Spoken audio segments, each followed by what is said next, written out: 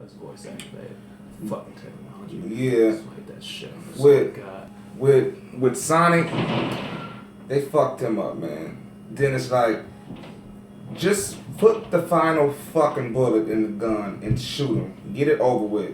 Because he's not even making a good impression to me, even on Smash Brothers. How you figure that? Because he's like the most least used fucking character on the goddamn game. Like, he runs around too fucking fast. You can't fucking control him. He's light as shit. Did his fucking smash attack with the supersonic shit. He's moving so fast to the point that you barely can fucking hit people. So does Captain Falcon. But Captain Falcon doesn't have a smash attack that will make you fly off the goddamn stage and you lose your life too. Well, that's assuming you run out of supersonic while you're at the edge of the screen. Then it's just with Smash Brothers, I mean, that shit is getting old. Like, they running out of fucking ideas any fucking ways. Like, okay, Smash Brothers for GameCube, nice ass game. Smash Brothers for the Wii, nice ass game. A1, they didn't even really need to do shit at all. They could have just kept updating that shit.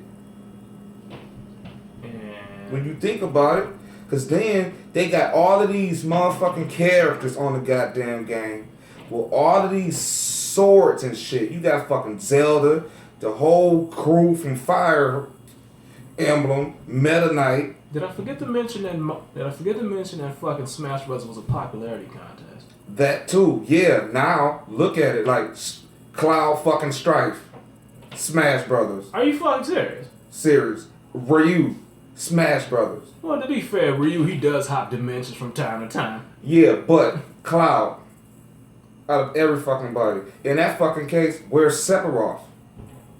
Don't bring that up, man. I'm just saying. The moment you say Sephiroth, fanboys and girls are going to rage.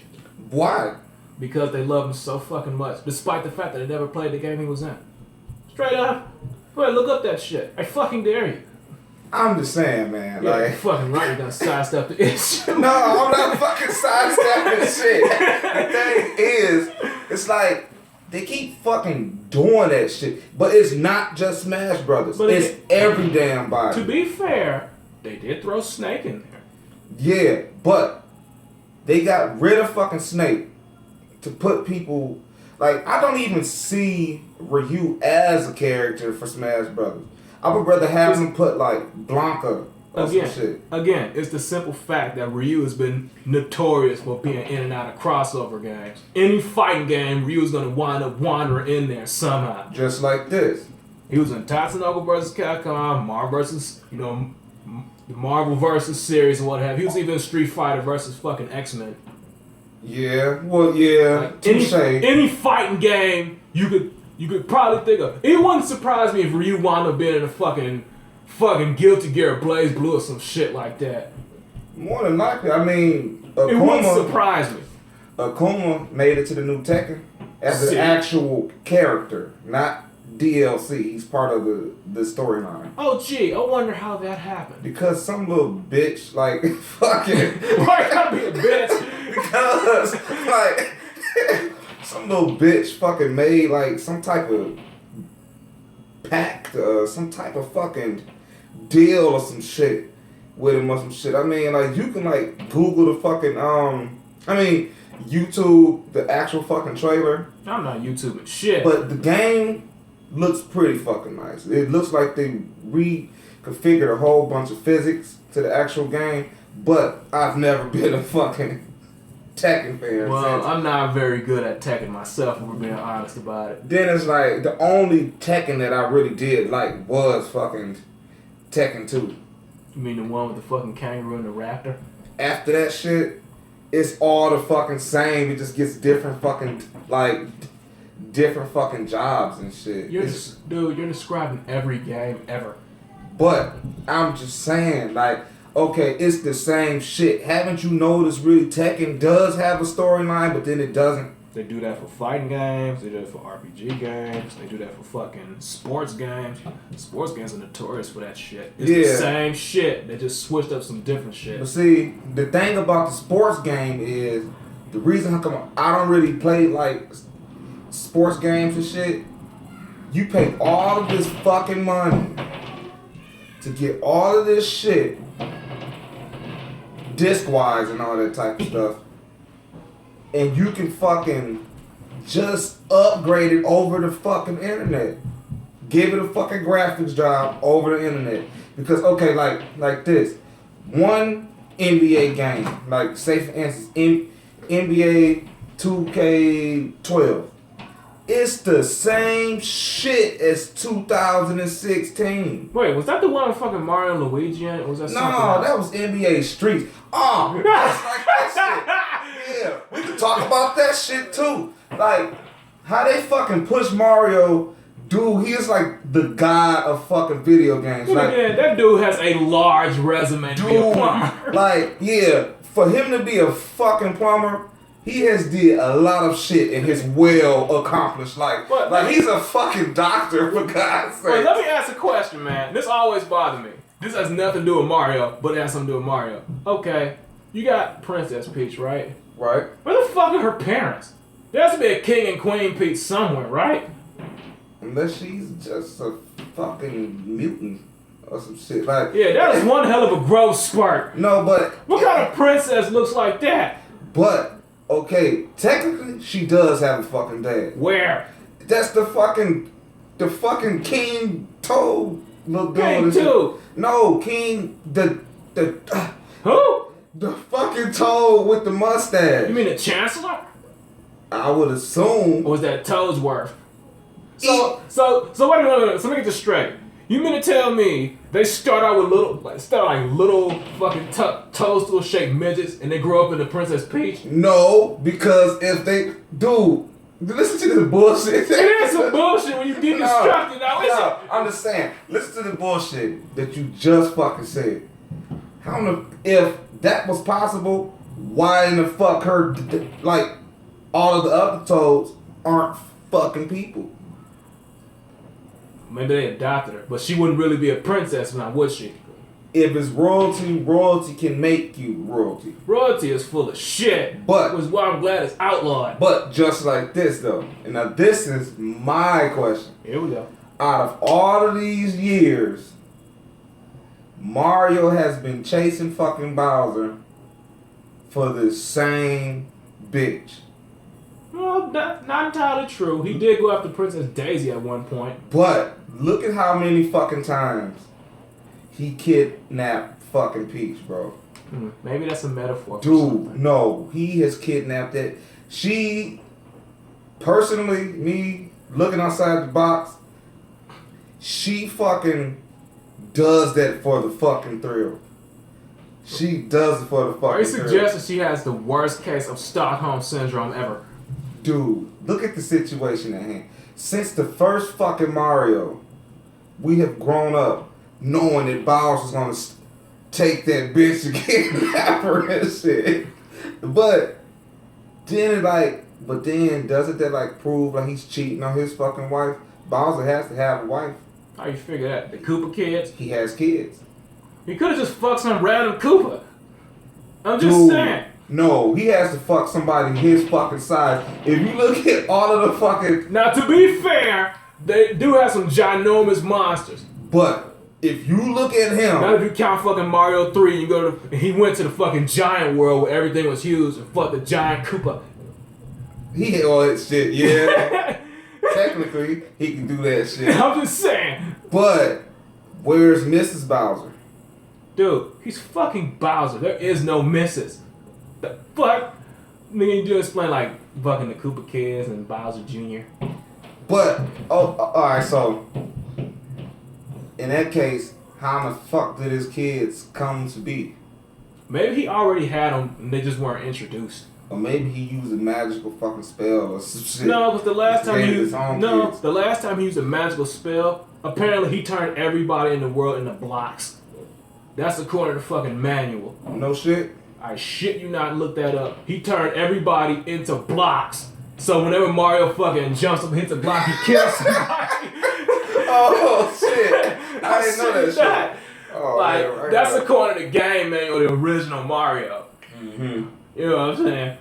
So you ever know, like, sometimes, like, okay, you see a little, I think, like, you know, like, after you hit them, I think sometimes they have, like, little faces on them. When they get darker. Shit. He's an evil son of a bitch. Oh, of course, crushing turtles, stomping fucking Goombas that are just mushrooms, by the way. It's fucking... So, if Mario's evil, wouldn't that necessarily mean that Bowser was kidnapping Princess Peach to save her ass from Mario? It's a fucked up way. How's that for irony?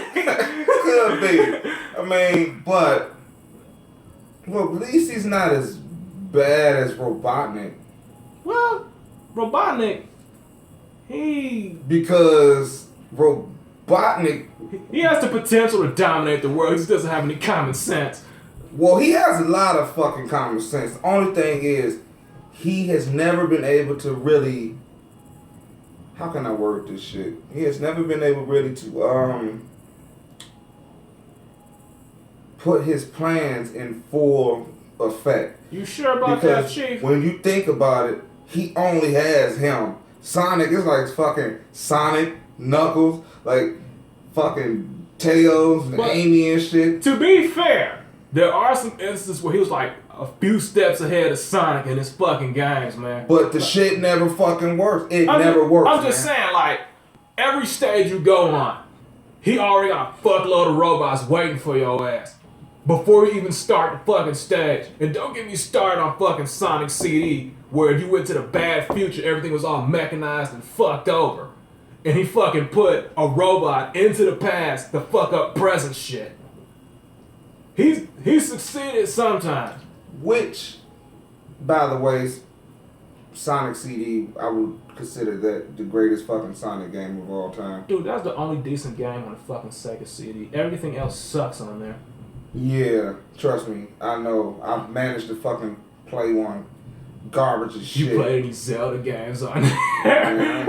Man, look, man. We're not gonna even get to talking about Zelda. We're gonna talk about it. That genie's already out of the bottle. We're talking about this. Okay, so since we're on fucking Zelda then. At least Zelda has some decent runs. But man. see, most of his games were fucking decent.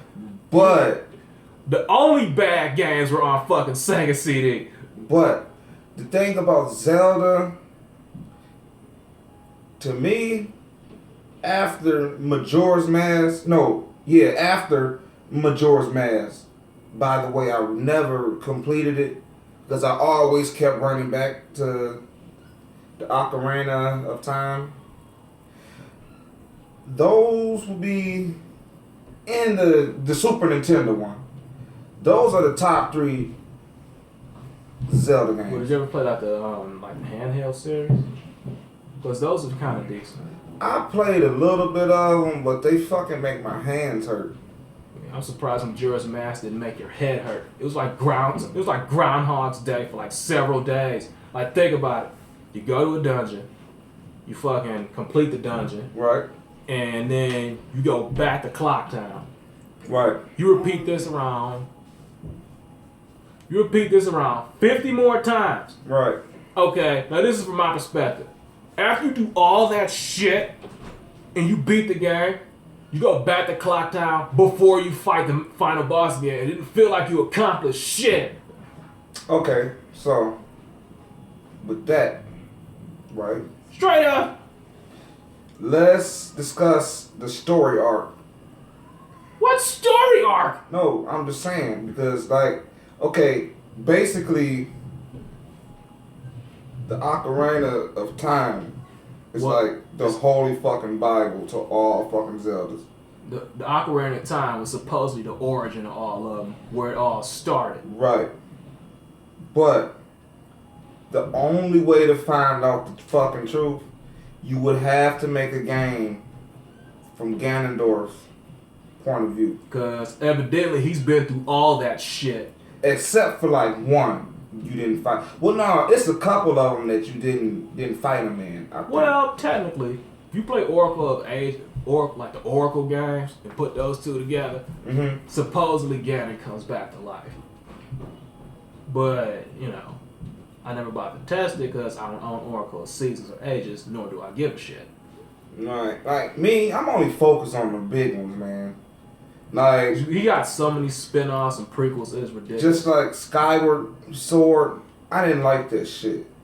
But I enjoyed the hell out of Twilight Princess. That was the actual good Zelda To game. each his own, man. For the Wii.